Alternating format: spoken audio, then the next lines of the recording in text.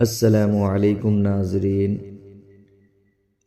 جنات کے ایمان لانے کا واقعہ۔ ہمارے چینل کو سبسکرائب اور لائک ضرور کریں اور بیل آئیکن دبانا نہ بھولیں۔ بسم اللہ الرحمن الرحیم۔ واقعہ جنات کے قرآن سننے اور ایمان لانے کا۔ احادیث صحیحہ میں اس طرح آیا ہے کہ رسول اللہ صلی اللہ علیہ وسلم کے بعثت کے وقت جب جنات کو آسمانی خبریں سننے سے روک دیا گیا تو آپ کی نبوت و بعثت کے بعد جو جن آسمانی خبریں سننے کے لیے اوپر جاتا تو اس پر شباب ثاقب پھینک کر دفع کر دیا جانے لگا۔ جنات مت کا تذکرہ ہوا ہے کہ اس کا سبب معلوم کرنا چاہیے کہ کون سا نیا واقعہ دنیا میں ہوا ہے جس کی وجہ سے جنات کو آسمانی خبروں سے روک دیا گیا۔ جنات کے مختلف گروہ دنیا کے مختلف خطوں میں اس کی تحقیقات کے لیے پھیل گئے۔ ان کا ایک گروہ حجاز کی طرف بھی پہنچا۔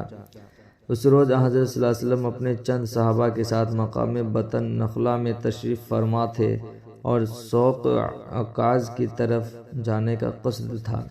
عرب کے لوگ تجارتی اور معاشرتی امور کے لیے مختلف مقامات پر خاص ایام میں بازار لگاتے تھے جس میں ہر خطے کے لوگ جمع ہوتے، دکانیں لگتی اور اجتماعات اور جلسے ہوتے تھے۔ جیسے ہمارے زمانے میں اسی طرح کی نمائشیں جا بجا ہوتی ہیں، انہی میں سے ایک بازار مقام عکاظ میں لگتا تھا۔ رسول اللہ صلی اللہ علیہ وسلم غالباً دعوت و تبلیغ اسلام کے لیے تشریف لے جا رہے تھے۔ اس مقام بطن نخلہ میں آپ صبح کی نماز پڑھا رہے تھے کہ وہ جنات یہاں پہنچے۔ قرآن سن کر کہنے لگے کہ بس وہ نئی بات یہی ہے جو ہمارے اور آسمانی خبروں کے درمیان حائل ہوئی ہے۔ اور ایک روایت میں ہے کہ وہ جنات جب یہاں آئے تو باہم کہنے لگے کہ خاموش ہو کر قرآن سنو۔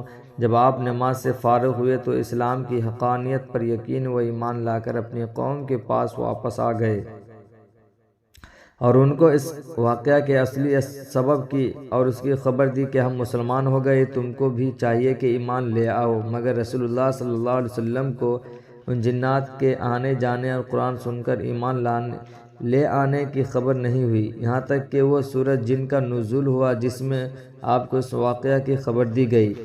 اور ایک روایت میں ہے کہ یہ جنات مقام نصبین کے رہنے والے تھے اور کل نویہ بعض روایت کے مطابق 7 ہے۔ جب انہوں نے اپنے قوم کو یہ خبر بتائی اور ایمان لانے کی ترغیب دی تو پھر ان میں سے 300 شخص اسلام لانے کے لیے حاضر خدمت ہوئے۔ حضرت یوسف کا عوان الناس سے احسان ہمدردی۔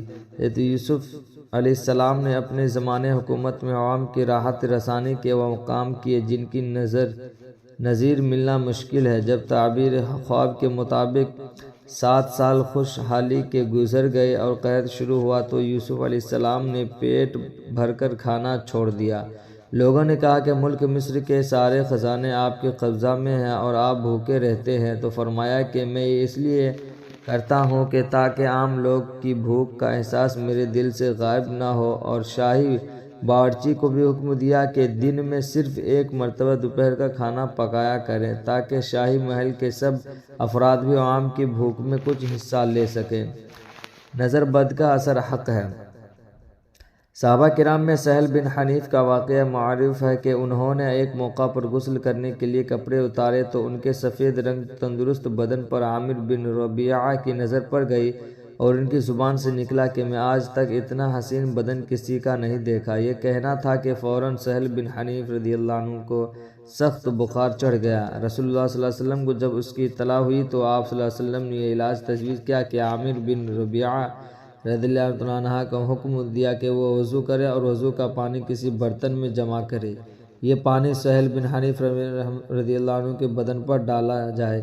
ایسا ہی کیا گیا تو فوراً بخار اتر گیا۔ وہ بالکل تندرست ہو کر جس مہم پر رسول کریم صلی اللہ علیہ وسلم کے ساتھ جا رہے تھے اس پر روانہ ہو گئے۔ اس واقعہ میں آپ نے عامر بن ربیعہ کو یہ تنبیہ بھی فرمائی، کوئی شخص اپنے بھائی کو کیوں قتل کرتا ہے؟ تم نے ایسا کیوں کیا؟ جب تمہیں ان کا بدن نظر آیا تو برکت کی دعا کر لیتے۔ نظر کا اثر ہو جانا حق ہے۔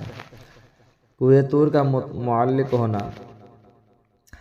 جب بنی اسرائیل کی خواہش اور فرمائش کے مطابق حضرت موسیٰ علیہ السلام نے اللہ تعالیٰ سے کتاب و شریعت مانگی اور حسب الحکم اس سلسلہ میں 40 راتوں کا اعتکاف کو کوہ طور پر کرنے کے بعد اللہ تعالیٰ کی یہ کتاب ملی اور بنی اسرائیل کو سنائی تو اس میں بہت سے احکام ایسے پائے جو ان کی طبیعت اور سہولت کے خلاف تھے۔